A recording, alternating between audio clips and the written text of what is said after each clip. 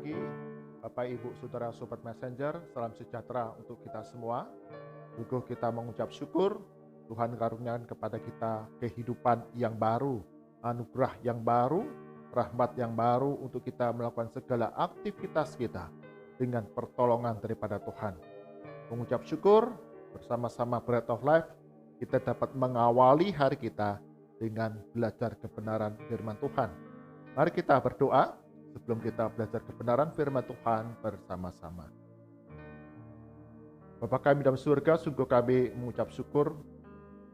Kau sungguh Allah yang setia, peliharakan kami, bahkan pagi hari ini mengaruniakan kepada kami kehidupan yang baru, rahmat yang baru, untuk kami dapat melakukan segala aktivitas kami, tugas tanggung jawab kami dengan pertolongan daripada Tuhan. Berkati setiap kami Sobat Messenger dalam belajar kebenaran firman Tuhan, Roh Kudus yang memberikan pencerahan pengertian untuk kami semua. Di dalam nama Tuhan Yesus kami berdoa. Amin. Bagian firman Tuhan jadi perenungan kita pada pagi hari ini, Bapak, Ibu, Saudara, Sobat Messenger, diambil dari kitab Ayub. Kitab Ayub pasal yang pertama, ayat yang ke-6 hingga ke-12. Ayub pasal yang pertama, ayat ke-6 hingga ke-12, demikian firman Tuhan. Pada suatu hari datanglah anak-anak Allah menghadap Tuhan, dan di antara mereka datanglah juga iblis. Maka bertanyalah Tuhan kepada iblis, "Dari mana engkau?" Lalu jawab iblis kepada Tuhan, "Dari perjalanan mengelilingi dan menjelajah bumi." Lalu bertanyalah Tuhan kepada iblis, "Apakah engkau memperhatikan hambaku Ayub? Sebab tiada seorang pun di bumi seperti dia, yang demikian saleh dan jujur, yang takut akan Allah dan menjauhi kejahatan." Lalu jawab iblis kepada Tuhan, "Apakah dengan tidak mendapat apa-apa Ayub akan takut akan Allah? Bukankah engkau yang membuat pagar sekeliling dia dan rumahnya, serta segala yang dimilikinya? Apa yang dikerjakannya telah kau berkati, dan apa yang dimilikinya makin bertambah di negeri itu. Tetapi ulurkanlah tanganmu dan jamahlah segala yang dipunyainya. Ia pasti mengutuki engkau di hadapanmu." Maka firman Tuhan kepada iblis, "Nah, segala yang dipunyainya ada dalam kuasamu. Hanya janganlah engkau mengulurkan tanganmu terhadap dirinya." Kemudian pergilah iblis dari hadapan Tuhan. Amin. Yang berbahagia setiap kita yang membaca, merenungkan firman Tuhan siang dan malam, serta melakukannya dalam kehidupan kita setiap hari. Tema merenungan kita pada pagi hari ini adalah jebakan iblis. Jebakan iblis. Di dalam kisah cerita populer anak-anak, dongeng yang populer anak-anak, yaitu Putri Salju dan 7 kurcaci, diceritakan ketika sang ratu jahat mengetahui bahwa Putri Salju yang ingin dibunuhnya masih hidup, karena tentara yang menangkap, tentara yang membuangnya tidak membunuhnya, melainkan membiarkannya hidup di hutan. Maka sang ratu yang jahat ini berusaha untuk membunuh Putri Salju.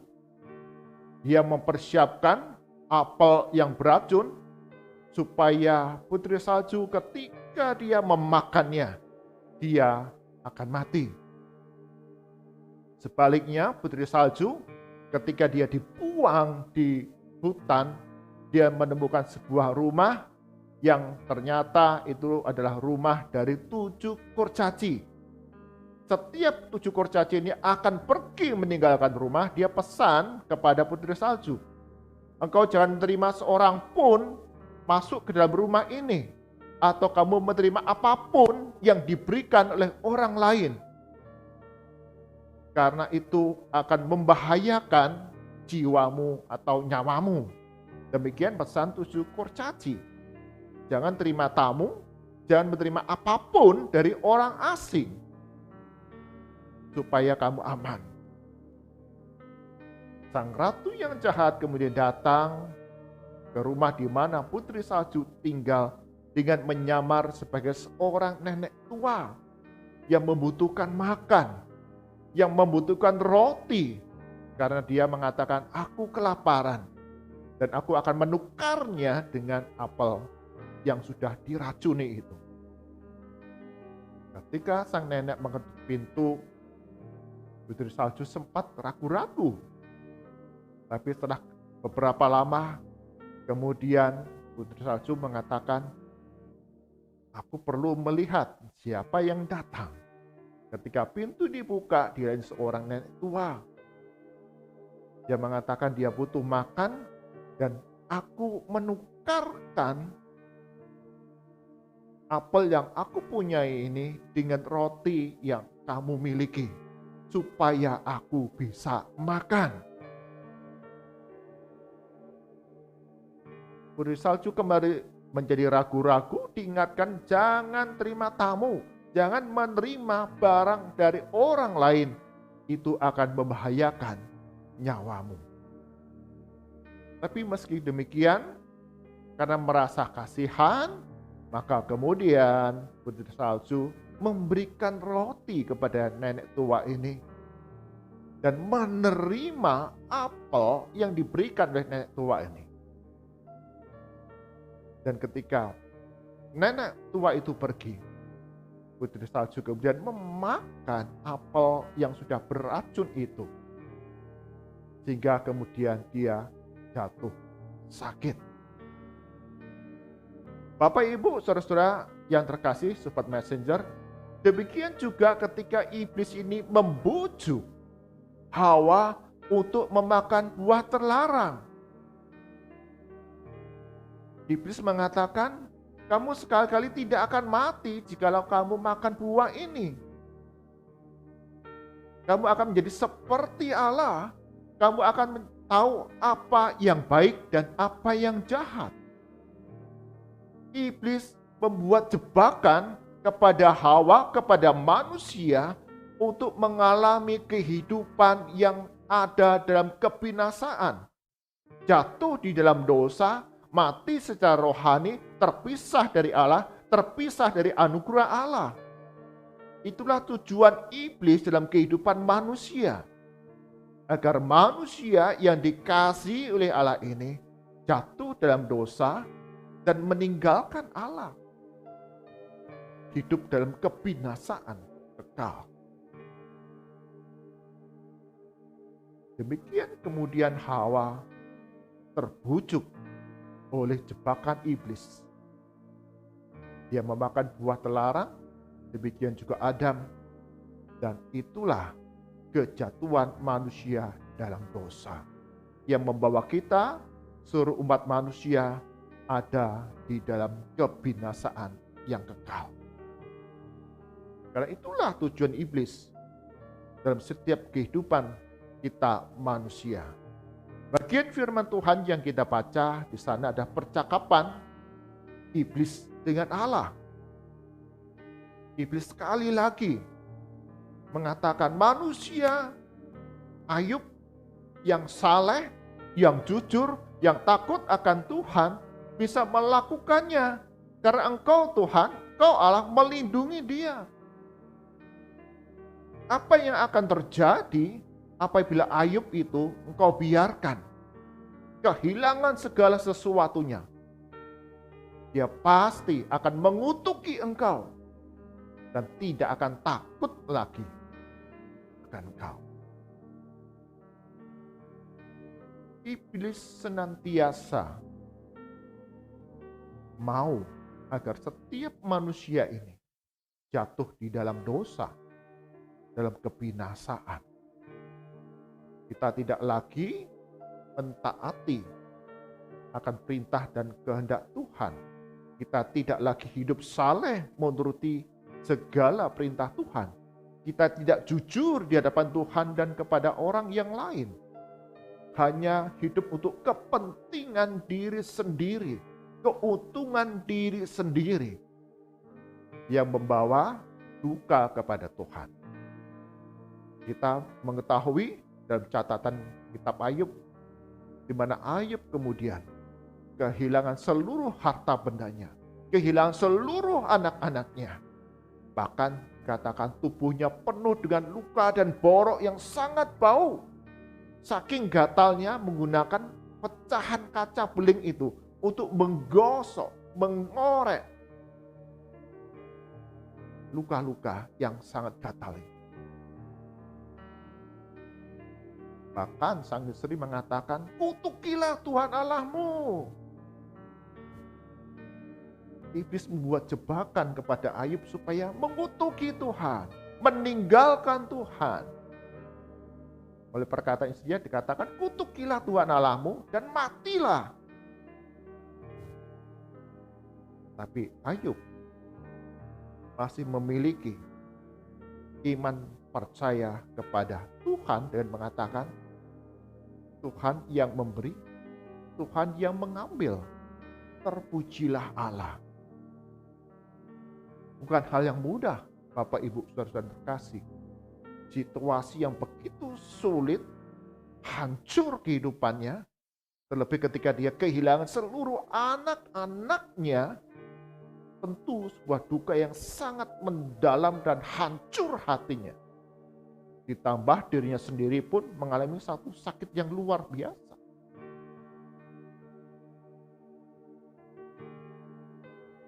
Ingin mengutuki Allah. Seperti apa yang dikatakan oleh istrinya. Tapi Ayub saat itu memiliki satu keyakinan bahwa Tuhan Allah tetap pelihara hidupnya di dalam segala sesuatu. Meskipun kemudian kita melihat ketika para sahabatnya datang memberikan penghiburan, kita juga melihat Ayub pun kemudian naik banding kepada Allah, protes kepada Allah. Aku sudah hidup saleh, aku sudah hidup jujur, aku sudah takut akan Tuhan, melakukan segala perintah dan kehendak Tuhan, memberikan persembahan. Tapi mengapa kehidupanku begitu luar biasa, naasnya, hancur, dan keluargaku pun tidak bersisa, anak-anakku semua mati. Ayub juga protes kepada Tuhan Allah. Apakah aku kurang percaya kepada Tuhan? Seperti apa yang dikatakan oleh sahabatnya. Kamu menderita karena kamu kurang iman. Kamu sakit karena kamu kurang iman. Kamu tidak percaya kepada Tuhan, maka bencana itu engkau alami dalam kehidupan. Membuat Ayub menjadi goyah. Dan kemudian protes, naik banding kepada Allah. Tapi kemudian sekali lagi, ini adalah jebakan iblis kepada setiap kita manusia untuk tidak dapat melihat akan kebaikan Tuhan, tidak melihat anugerah Tuhan, tidak melihat akan kebaikan Tuhan yang dilimpahkan setiap hari, setiap saat dalam kehidupan kita. Iblis ingin menghancurkan iman percaya kita melalui apa yang kita lihat, pengalaman kehidupan kita. Sehingga dikatakan supaya orang-orang percaya, orang-orang saleh, orang-orang jujur, orang-orang yang takut akan Allah, dikatakan mengutuki Allah, meninggalkan Allah. Ayub sempat tergoda dan melakukan protes kepada Allah. Tapi kemudian Ayub kembali diingatkan akan kuasa kedaulatan Tuhan, hikmat Tuhan yang melebihi segala sesuatu dalam dunia ini. Apa yang dilihat manusia adalah terbatas, tapi hikmat dan kuasa anugerah Tuhan melebihi segala sesuatu dalam dunia ini.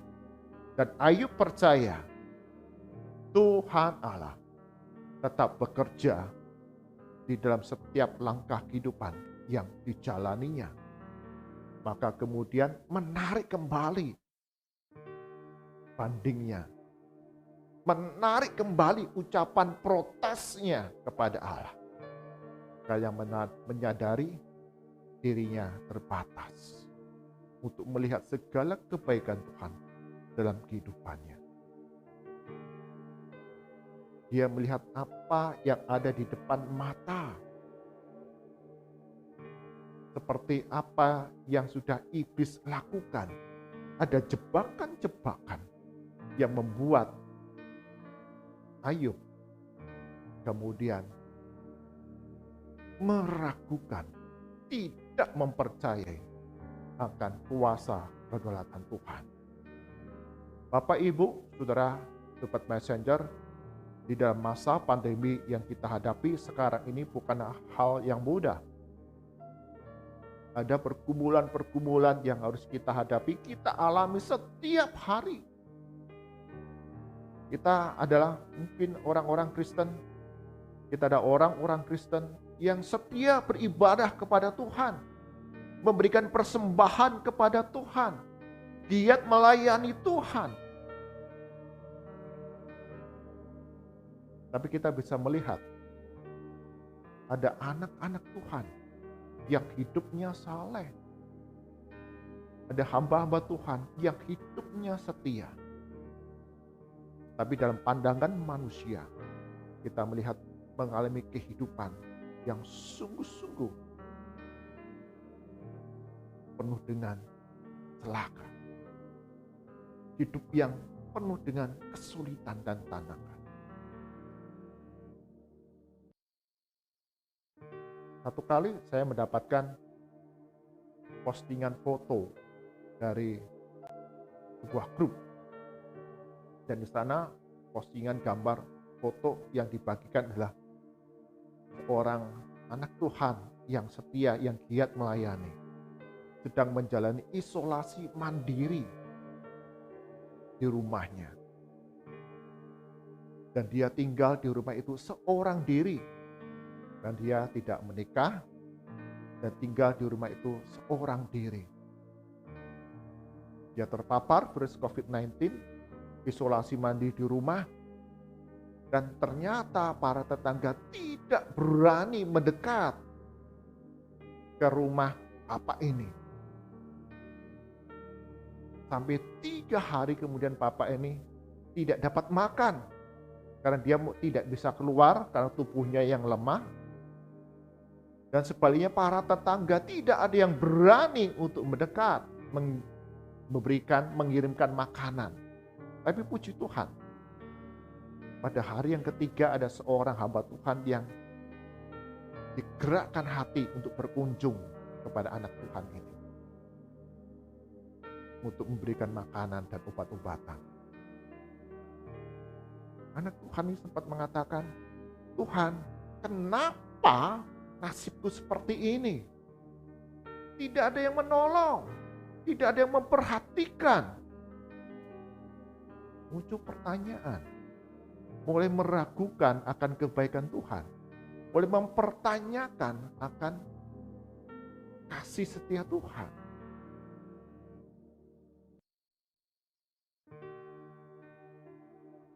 Di tengah sakit yang dirasakannya, berseru, Tuhan sembuhkan saya. Tapi malam hari itu dikatakan mengalami rasa sakit yang luar biasa. Tapi anak Tuhan ini menyadari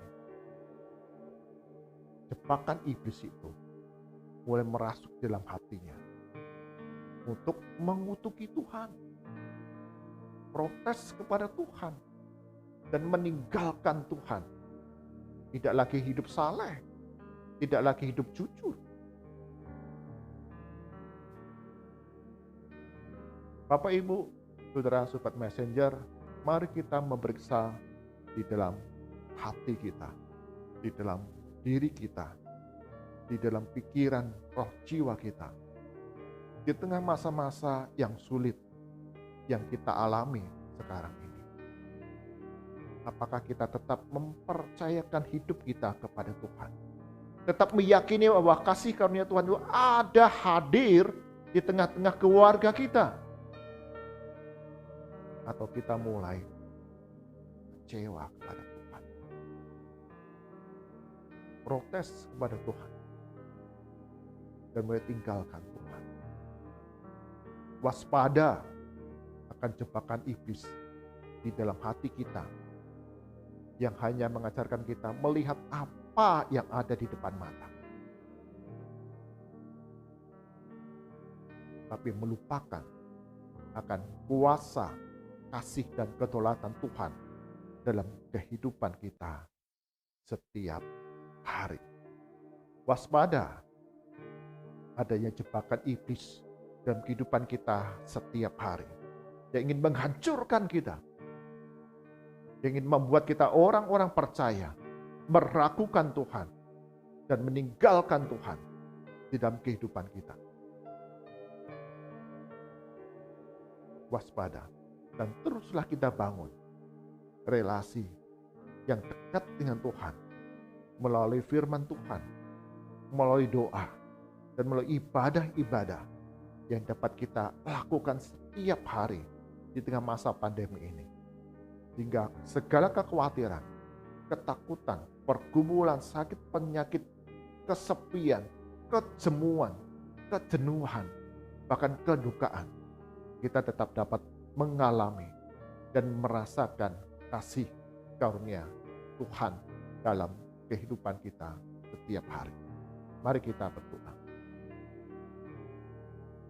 Bapa kami dalam surga, sungguh kami menyadari kami manusia sungguh terbatas. Kami hanya melihat apa yang ada di depan mata kami, apa yang kami alami, apa yang kami rasakan. Dan acap kali jebakan iblis di dalam hati kami